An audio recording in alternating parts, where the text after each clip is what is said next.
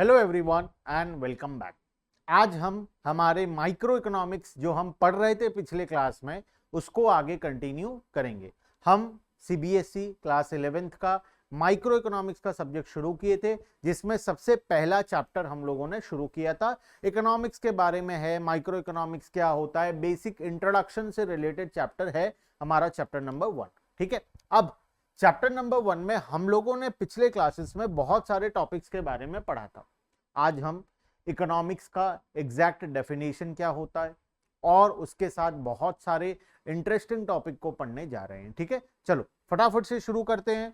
शुरू करने से पहले डिस्क्रिप्शन बॉक्स में मोबाइल ऐप का लिंक है, उसे जरूर से डाउनलोड कर लेना ताकि ये जो नोट्स वगैरह मैं जिससे पढ़ा रहा हूँ वो सब कुछ तुम्हें मिलता रहे। क्वेश्चन पेपर, टेस्ट पेपर्स, ऐसे बहुत कुछ और एडिशनल कंटेंट है जो तुम्हें मोबाइल एप्लीकेशन पर मिलेगा। वो मोबाइल ऐप को जरूर से डाउनलोड कर लेना और नीचे दिए गए व्हाट्सएप नंबर पर व्हाट्सएप जरूर से कर लेना। एक ग्रुप का लिंक दिया हुआ है, टेलीग्राम ग्रुप और सीबी और हमारा व्हाट्सएप ग्रुप का लिंक है। ग्रुप्स को ज्वाइन कर लेना जिससे एग्जाम रिलेटेड इंफॉर्मेशन और बहुत सारे इंफॉर्मेशन तुम्हें टाइमली मिलता रहे। ठीक है, चलो शुरू करते हैं। मीनिंग ऑफ इकोनॉमिक्स, इकोनॉमिक्स क्या होता है। हम पिछले क्लास में पढ़े थे इकोनॉमिक्स में तीन सबसे इंपॉर्टेंट प्रॉब्लम्स एग्जिस्ट करते हैं। क्या तीन प्रॉब्लम्स हैं? सबसे पहला प्रॉब्लम स्कैर्सिटी ऑफ रिसोर्सेस, जो रिसोर्सेस हमारे पास है वो लिमिटेड है। पॉइंट नंबर 2 मतलब प्रॉब्लम नंबर 2 है हमारा कि हमारे जो वांट्स हैं वो अनलिमिटेड है। ये सबसे बड़ा प्रॉब्लम है। और तीसरा जो हमारा बड़ा प्रॉब्लम है वो है ऑल्टरनेट यूज, रिसोर्सेस का बहुत सारा ऑल्टरनेट यूज होता है। इन तीन प्रॉब्लम की वजह से ही हमें माइक्रो इकोनॉमिक्स नाम का सब्जेक्ट, माइक्रो तो छोड़ो, पूरा इकोनॉमिक्स नाम का सब्जेक्ट हमें पढ़ना पड़ता है, बिकॉज ये तीन प्रॉब्लम एग्जिस्ट करते हैं। अगर ये तीन प्रॉब्लम नहीं होते ना तो हमें इकोनॉमिक्स नाम का सब्जेक्ट कभी पढ़ना ही नहीं पड़ता। हमें ये तीन प्रॉब्लम्स को फेस करना पड़ता है। तो इन तीन प्रॉब्लम्स का सही तरीके से सॉल्यूशन निकालने के लिए ही हम इकोनॉमिक्स सब्जेक्ट को पढ़ाई करते हैं। चलो आ जाओ, meaning of economics. Economics is a social science, economics is a social science which studies the way a society choose to use its limited resources। देखो डेफिनेशन में सारे पॉइंट्स आ जाएंगे। Limited resources which have alternate use, resource का alternate use भी है to produce goods and services and to distribute them among different groups of people, ताकि हम उसको यूज करके गुड्स एंड सर्विसेज को प्रोड्यूस कर पाए और लोगों तक वो सामान को पहुंचा पाए। बेसिकली इकोनॉमिक्स में हम क्या पढ़ेंगे, हमारे पास जो भी रिसोर्सेस हैं उस रिसोर्सेस को इस्तेमाल करके हम कोई ना कोई गुड्स एंड सर्विसेज मैन्युफैक्चर करेंगे, हम प्रोड्यूस करेंगे और उसको फिर लोगों तक पहुंचाएंगे। और ये पूरे प्रोसेस हम लोग बोलेंगे इसको इकोनॉमिक्स। ठीक है, आ जाओ।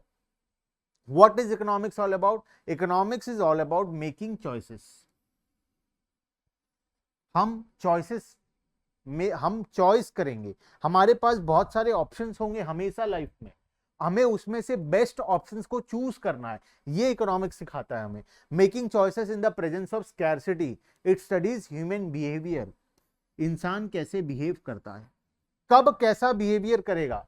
प्राइस इंक्रीज होगा तो वो कैसे बिहेव करेगा, प्राइस डिक्रीज होगा तो वो कैसे बिहेव करेगा। हमें ह्यूमन बिहेवियर के बारे में समझाया जाता है। ह्यूमन बिहेवियर मतलब ऐसा नहीं कि घर में वो अपने पापा मम्मी के साथ कैसे बिहेव कर रहा है, ये नहीं सिखाया जाता। वो मार्केट में कैसे बिहेव कर रहा है, वो गुड्स एंड सर्विसेज को खरीदने के लिए, मतलब वो इकोनॉमिक ट्रांजैक्शन, जितने भी मॉनेटरी ट्रांजैक्शंस होते हैं उसके रिलेटेड चीजों के साथ वो कैसे बिहेव करता है। It studies human behaviour as a relationship between means, resource and ends, human wants. Economics aims to ensure that resources are used in the best possible manner. हमारे पास जो भी रिसोर्सेस हैं हम उसको बेस्ट पॉसिबल मैनर में इस्तेमाल करें। ये हमें कौन इंश्योर करवाता है? इकोनॉमिक्स इंश्योर करवाता है। क्लियर है बात? तो इकोनॉमिक्स में हम क्या करने वाले हैं, इकोनॉमिक्स में हम लिमिटेड रिसोर्सेज को यूज करके हम गुड्स एंड सर्विसेज बनाएंगे और उसको लोगों तक पहुंचाएंगे। ये हमारा काम होगा इकोनॉमिक्स के अंदर में। ठीक है, आ जाओ। Opportunity cost, one of my favourite topic पूरे माइक्रो इकोनॉमिक्स का चैप्टर 1 में सबसे फेवरेट टॉपिक है मेरा अपॉर्चुनिटी कॉस्ट। आ जाओ अपॉर्चुनिटी कॉस्ट को शुरू करते हैं। हम एक एग्जांपल के साथ शुरू करेंगे, मजेदार तरीके से आज हम अपॉर्चुनिटी कॉस्ट को पढ़ने वाले हैं। देखो ये कौन है, ये है हमारे सलमान भाई और इनके पास तीन ऑप्शंस हैं। क्या करेंगे सलमान भाई? मान लो सलमान भाई का स्वयंवर हो रहा है, वो शादी करना चाहते हैं और उनके पास 3 ऑप्शंस आ गए। ऑप्शन नंबर 1 में है ऐश्वर्या राय बच्चन, बच्चन तो नहीं बोलूंगा क्योंकि अगर बच्चन बोलता हूं मतलब ये शादीशुदा हो गई, ऐश्वर्या राय, ठीक है। दूसरा है आलिया भट्ट और तीसरा ऑप्शन है कटरीना कैफ।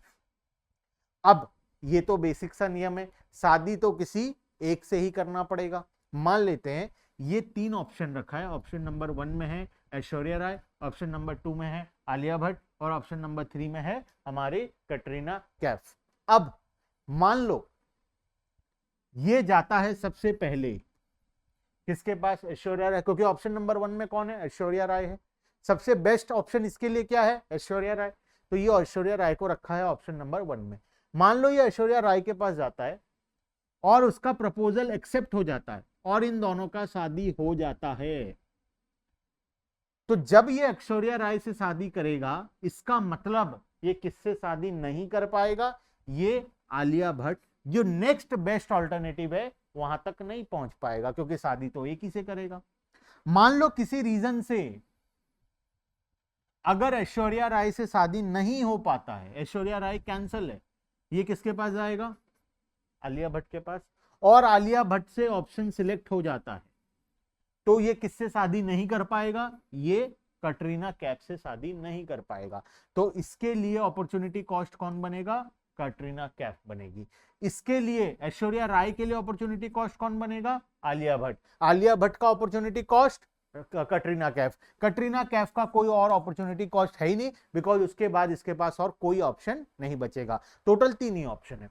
तो अगर पहला प्रपोजल सिलेक्ट हो गया तो इससे शादी करने के वजह से वो किससे शादी नहीं कर पाया, वो आलिया भट्ट से शादी नहीं कर पाया। अगर ये आलिया भट्ट के पास जाता है तो आलिया भट्ट से शादी करने के वजह से वो किससे शादी नहीं कर पाया, कटरीना कैफ से नहीं कर पाया। तो आलिया भट्ट का अपॉर्चुनिटी कॉस्ट है कटरीना कैफ, ऐश्वर्या राय का अपॉर्चुनिटी कॉस्ट है आलिया भट्ट। तो इस तरीके से अपॉर्चुनिटी कॉस्ट काम करता है। अपॉर्चुनिटी कॉस्ट का डेफिनेशन होता है the cost of next best alternative foregone. Next best जो इमीडिएट बाद में, जैसे ऐश्वर्या राय के इमीडिएट बाद कौन है, आलिया भट्ट, तो आलिया भट्ट बनेगी अपॉर्चुनिटी कॉस्ट। आलिया भट्ट के बाद इमीडिएट कौन है, कटरीना कैफ, तो कटरीना कैफ बनेगी opportunity cost. The opportunity cost is the cost of next best alternative foregone.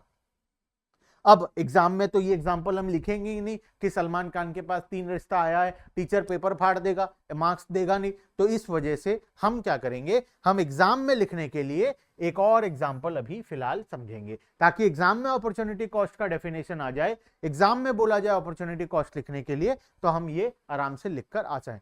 For example, suppose you are working in a bank at a salary of 40,000 rupees per month. फिलहाल तुम कहां काम कर रहे हो, एक बैंक में जहां पर तुम्हारा सैलरी है 40,000 rupees per month. Further suppose you receive 2 more job offers, तुम्हें और 2 जॉब ऑफर्स मिलते हैं। To work as a executive at 30,000 per month और दूसरा to work as a journalist at 35,000 per month. फिलहाल तुम 40,000 के सैलरी पर काम कर रहे हो, दूसरा जॉब ऑफर जो आया वो 30,000 का आया, तीसरा जॉब ऑफर जो आया वो 35,000 का आया। अगर मैं सीरियली रैंक कर दूं तो फर्स्ट जो तुम्हारे पास ऑप्शन जो फिलहाल अभी तुम कर रहे हो वो 40,000 है, जो सेकंड बेस्ट ऑल्टरनेटिव है वो 35,000 है और जो थर्ड ऑल्टरनेटिव है वो 30,000 है। हम सीक्वेंस में सजा लेंगे। अब अगर तुम बैंक में जॉब कंटिन्यू रखते हो, इसका मतलब तुम यहां काम नहीं कर पाओगे, एज अ जर्नलिस्ट काम नहीं कर पाओगे, तो तुम्हारे लिए अपॉर्चुनिटी कॉस्ट क्या हो गया, 35,000 रुपीज। ठीक है। अगर तुम मान लो किस रीजन से ये जॉब तुम्हारा कैंसिल हो जाता है, तो तुम कहां काम करोगे, तुम 35,000 के सैलरी में काम करोगे। तो 35,000 में काम करने की वजह से नेक्स्ट बेस्ट ऑल्टरनेटिव कौन था, 30,000, तुम यहां काम नहीं कर पाओगे, तो ये तुम्हारे लिए अपॉर्चुनिटी कॉस्ट बन जाएगा। क्लियर है बात। तो in the given case the opportunity cost of working in a bank is the cost of next best alternative foregone, that is 30,000। जो अभी तुम बैंक में काम कर रहे हो उसका अपॉर्चुनिटी कॉस्ट है 35,000 रुपीज का।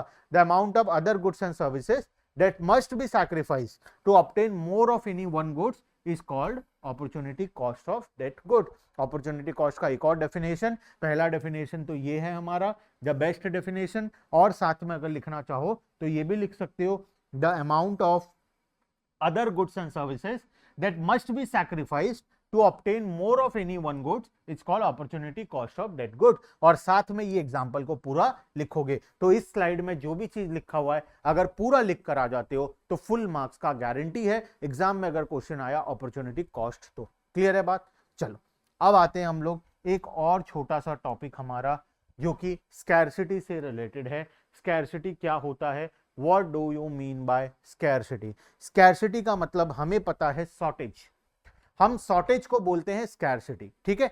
तो शॉर्टेज हमारे पास किस चीज का शॉर्टेज होता है, हमारे पास रिसोर्सेज का शॉर्टेज होता है।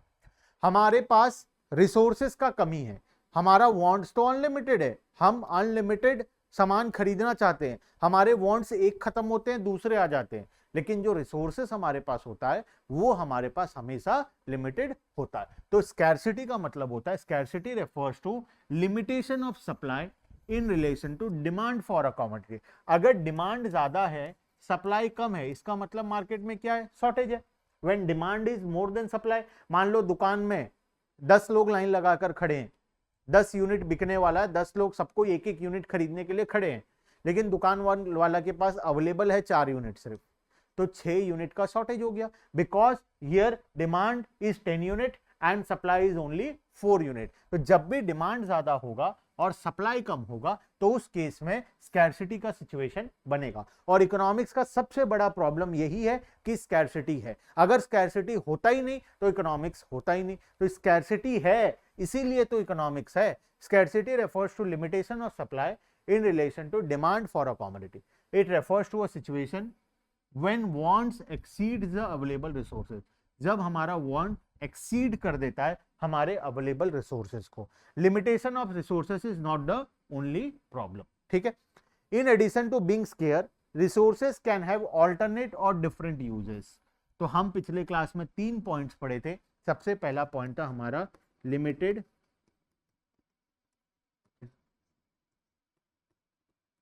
रिसोर्सेस, पॉइंट नंबर 2 था अनलिमिटेड वांट्स, और पॉइंट नंबर 3 था हमारा अल्टरनेट यूज। तो ये तीनों प्रॉब्लम्स के कारण ही तो हम लोग इकोनॉमिक्स पढ़ते हैं। तो वही तीनों प्रॉब्लम्स का यहाँ पर जिक्र किया जा रहा है। सबसे पहला हमारा जो वांट्स होता है वो एक्सीड कर देता है हमारे रिसोर्सेज को, इसका मतलब ही है unlimited wants। limitation of resources is not the only problem, in addition to being scarce, scarce का मतलब limited, resources can have alternate or different use, इसका मतलब हो गया alternate uses। alternate use of resources means that resources can be put to more than one uses। हम resource को एक जगह से ज्यादा जगह यूटिलाइज कर सकते हैं। तो अभी तक हम माइक्रो इकोनॉमिक्स में क्या क्या पढ़ लिए सर? माइक्रो इकोनॉमिक्स में हम अभी तक ज्यादा कुछ नहीं पढ़े हैं। हम इकोनॉमी क्या होता है और माइक्रो इकोनॉमिक्स के 3 प्रॉब्लम्स के बारे में पढ़े। अपॉर्चुनिटी कॉस्ट एक बहुत ही इंपॉर्टेंट टॉपिक था, वो हम लोग समझे, और कुछ बेसिक चीजों के बारे में बात किए कि माइक्रो इकोनॉमिक्स क्या होता है, मैक्रो इकोनॉमिक्स। हम नेक्स्ट क्लास में या आने वाले कुछ क्लासेस में माइक्रो और मैक्रो का डिफरेंस को पढ़ेंगे। जब हम माइक्रो और मैक्रो का डिफरेंस पढ़ेंगे तब तुम्हें एग्जैक्टली समझ में आएगा कि माइक्रो इकोनॉमिक्स के अंदर में हम क्या क्या पढ़ने वाले, ठीक है। माइक्रो इकोनॉमिक्स में बेसिकली जो हमारे चैप्टर्स डिजाइन है, अगर मैं सिलेबस का बात करूं, चैप्टर का बात करूं, तो चैप्टर हमारे सीबीएसई सिलेबस के अकॉर्डिंग कुछ सिस्टमैटिकली डिजाइन किए गए हैं। सीबीएसई के द्वारा बहुत अच्छे तरीके से डिजाइन किया गया है सीबीएसई के द्वारा, क्योंकि स्टार्टिंग में जो हम पढ़ते हैं वो हम बेसिक्स पढ़ते हैं, फिर हम लोग पढ़ते हैं कंज्यूमर के बारे में, फिर हम पढ़ते हैं दुकानदार के बारे में, डिमांड एंड सप्लाई, कौन कितना खरीदेगा, कितना अवेलेबल होगा, फिर हम पढ़ते हैं प्रोडक्शन से रिलेटेड, मतलब मैन्युफैक्चरिंग से रिलेटेड, और फिर आखिरी में हम पढ़ते हैं मार्केट से रिलेटेड। तो ये सभी टॉपिक्स माइक्रो इकोनॉमिक्स में बहुत इंपॉर्टेंट है और एकदम सीक्वेंस में एक के बाद एक पूरे सिस्टमैटिक पैटर्न में टॉपिक्स को अरेंज किया गया है। तो सबसे अच्छा बात यही है 11th के माइक्रो इकोनॉमिक्स का कि ये बहुत सिस्टमैटिकली डिजाइंड है। हमें कहीं पर भी चैप्टर ऐसा नहीं होता कि हमें चैप्टर 1 को समझने के लिए पहले चैप्टर 4 पढ़ना पड़ेगा या 5 को समझने के लिए पहले 3 पढ़ना पड़ेगा। माइक्रो इकोनॉमिक्स इतना सिस्टमैटिकली डिजाइंड है कि 1 के बाद नेक्स्ट, नेक्स्ट के बाद नेक्स्ट, नेक्स्ट के बाद नेक्स्ट, नेक्स्ट के बाद नेक्स्ट, बात खत्म।